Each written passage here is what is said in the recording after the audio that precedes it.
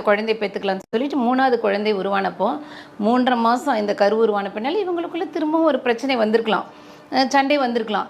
அந்த மாதிரி நேரத்தில் வந்து வேண்டாம் வேண்டாம் குழந்தை நீ கலைச்சிரு. இப்போ பெண்கிறவா மனுஷியா மாடா? நீங்கள் பாட்டுக்கு ஒரு மிஷின் மாதிரி உனக்கு ஒன்றும் பிரச்சனை இல்லை, ஒரு விந்தை வெளியிடுறீங்க, ஜாலியாக இருக்கீங்க, எந்திரிச்சு போயிட்டே இருக்கீங்க, என்ன வலிக்குதுங்க? ஒரு விஷயம் கீப்புனா கூட அவட்ட சொல்லிடுறேன், இல்லைம்மா நான் உனக்கு வந்து லீகலாக அந்தஸ்து கொடுக்க மாட்டேன், ஜஸ்ட்டு படுத்துட்டு போகிறக்கும், ஜஸ்ட்டு நான் உன் கூட உட்காந்து பேசி சிரிக்க சேர்ந்து சாப்பிட்றக்கு இதுக்கு மட்டும் ஒரு உறவாக உன்னை பயன்படுத்த போகிறேன். ஸோ நீ வந்து மாசமாகாத, ப்ரெக்னென்ட் ஆகாத, அதுக்கான நம்ம தடுப்பு முறைகளை நம்ம பயன்படுத்தலாம். இந்த மாதிரி சொல்லிட்டு செய். அதுக்கு ஒரு பெண் வந்து உனக்கு உடன்பட்டா வச்சுக்கோ, யார் வேண்டாம்னு சொன்னா இதெல்லாம் அவங்களோட மியூச்சுவல் தானே. இப்போ நான் பெண்கள் சைடில் சொல்லுவேன், அவ்வளோ சீப்பாக உங்களை எவனுக்கு கொடுக்காதீங்க. அவள் எவ்வளோ பெரிய அப்பா டக்கராக இருந்தாலும் உங்களுடைய வலிமை அப்படிங்கிறது அவ்வளோ சீப்பாக இவ்வளோ கேவலமாக உங்களை டீல் பண்ணுற ஒருத்தங்கிட்ட அவங்ககிட்ட இருந்து நீங்கள் நினைக்கிற அன்பு கூட கிடைக்காது.